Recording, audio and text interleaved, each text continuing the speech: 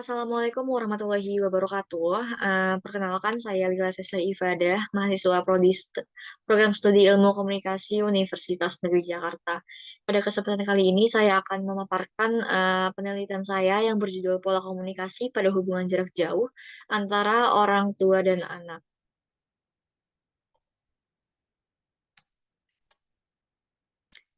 Adapun latar belakang, di mana penelitian ini dilatar belakangi oleh sesungguhnya kehidupan sehari-hari ini manusia bertemu dengan orang dan membuat sebuah percakapan atau komunikasi. Jadi, komunikasi ini dapat dilakukan dengan semua orang, termasuk antara orang tua dan anaknya. Jadi, hal ini kenapa berfokus kepada pola hubungan jarak jauh, karena hubungan antara orang tua dan anak ini memiliki kedekatan yang tidak dapat, diragukan lagi. Namun, banyak yang dialami, oleh orang tua saat ini, di mana harus berpisah dengan anaknya sementara untuk anaknya menempuh pendidikan dan, mengejar cita-cita. Jadi adanya keterbatasan waktu untuk berkomunikasi dan bertemu antara orang tua dan anak, yang merantau di tempat perantauan membuat keduanya merasakan kekhawatiran. Jadi, dalam hubungan jarak jauh seperti hubungan orang tua dan anak ini, Eee, oleh banyak, anak yang menempuh pendidikan sehingga mengharuskan untuk merantau jauh dari orang tuanya. Jadi, hal ini membentuk pola komunikasi hubungan jarak jauh antara orang tua dan anak. Namun dalam menjaga hubungan komunikasi jarak jauh antara orang tua dan anak diperlukan, adanya komunikasi yang intens dari keduanya, mengingat komunikasi adalah, alat untuk menyatukan sebuah hubungan interpersonal, dan membangun sebuah komunikasi ini terbilang, tidak mudah. Karena ada beberapa faktor yang, biasanya menghalangi seperti kesibukan dari salah satu pihak. Jadi, kecanggihan teknologi di masa sekarang ini sangat menguntungkan dan, meringankan pekerjaan maupun kehidupan manusia. Jadi komunikasi pada dasarnya ini dibagi menjadi 2 bentuk, yaitu komunikasi verbal dan nonverbal, di mana, komunikasi, dapat dipergunakan manusia untuk melakukan interaksi antar sesama atau dikenal sebagai komunikasi interpersonal. Semakin pesatnya teknologi ini memudahkan segala kehidupan manusia. Pola komunikasi jarak jauh ini, jelas berbeda dengan komunikasi langsung. Komunikasi jarak jauh ini membuat isi pesan yang disampaikan tidak tersampaikan dengan baik, oleh karena itu sering terjadi kesalahan penafsiran isi pesan apabila komunikasi dilakukan melalui jarak jauh. Adapun fokus penelitian pada penelitian ini yakni, bagaimana menciptakan komunikasi orang tua dan anak dalam hubungan jarak jauh, bagaimana pola komunikasi diterapkan dalam menjalin komunikasi hubungan jarak jauh, dan tujuan penelitian ini adalah untuk mengetahui bagaimana menciptakan komunikasi orang tua dan anak dalam hubungan jarak jauh. Lalu bagaimana pola komunikasi ini diterapkan dalam menjalin komunikasi hubungan jarak jauh. Adapun manfaat penelitian, yakni manfaat penelitian akademik dan penelitian praktis. Manfaat penelitian akademik ini, diharapkan mampu memberikan pengetahuan dan wawasan mengenai pola komunikasi pada hubungan jarak jauh antara orang tua dan anak. Sedangkan, manfaat penelitian praktis, diharapkan mampu menjadi bahan referensi terkait pola komunikasi pada hubungan jarak jauh antara orang tua dan anak. Adapun kajian teori, di sini mengenai pola komunikasi ini, sejatinya, merupakan cara penyampaian isi pesan melalui komunikator, kepada komunikan dengan tujuan merubah sikap atau perilaku komunikan.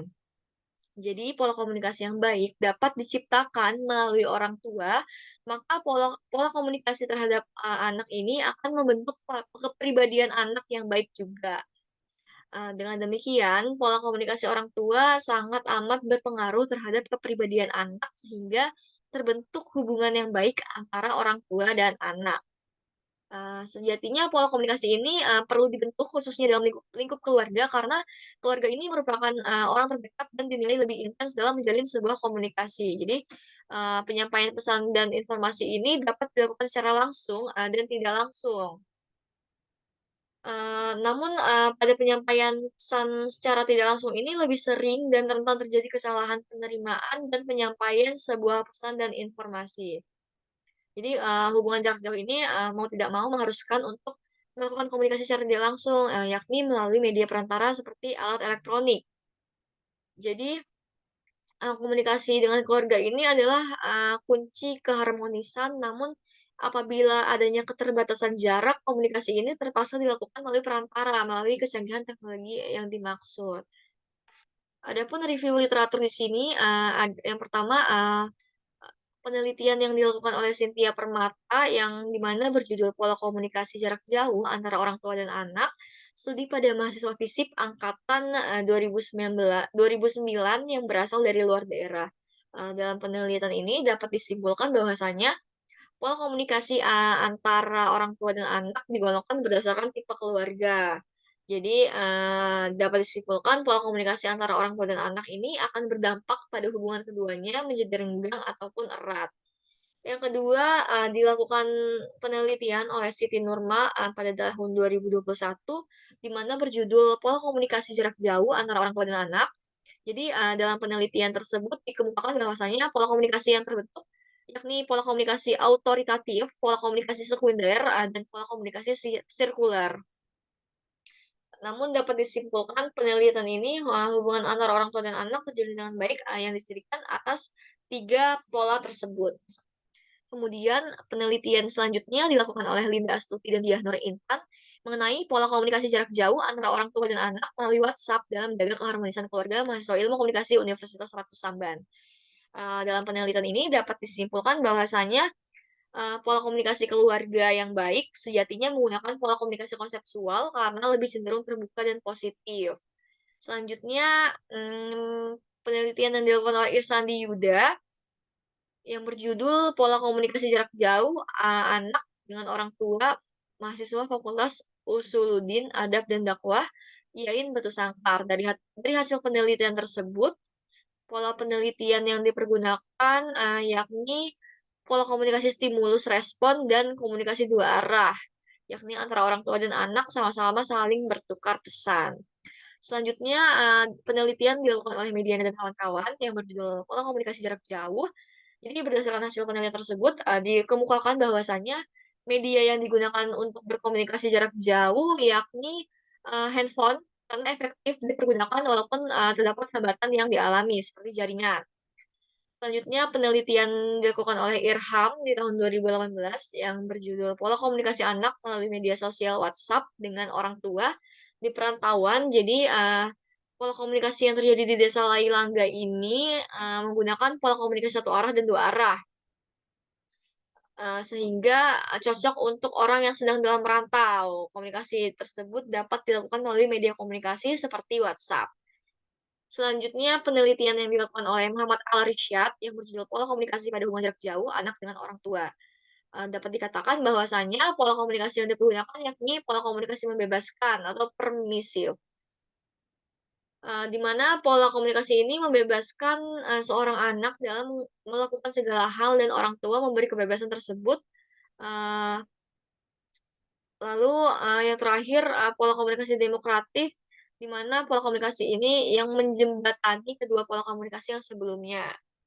Selanjutnya, penelitian yang dilakukan oleh Octavia yang berjudul Pola Komunikasi, Pengambilan Keputusan, dan Kesejahteraan Keluarga Jarak Jauh, di mana, dapat disimpulkan dari penelitian beliau, yaitu pola komunikasi, mempunyai hubungan yang nyata dan positif yang dapat disimpulkan semakin tinggi pola komunikasi,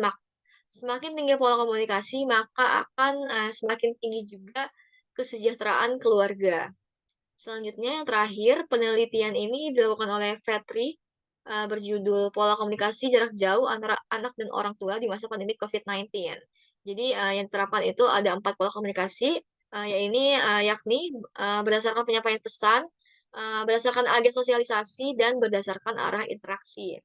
Dan pola komunikasi ini berdasarkan peran dalam keluarga. Namun pola komunikasi yang diterapkan ini adalah pola komunikasi primer, sekunder, dan demokrasi otokrasi.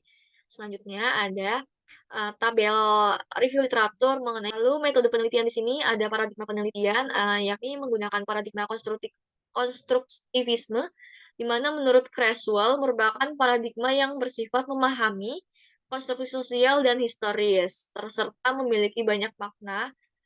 Peserta dalam penelitian ini menggunakan paradigma konstruktivisme karena paradigma ini, dihasilkan dari narasumber atau informan.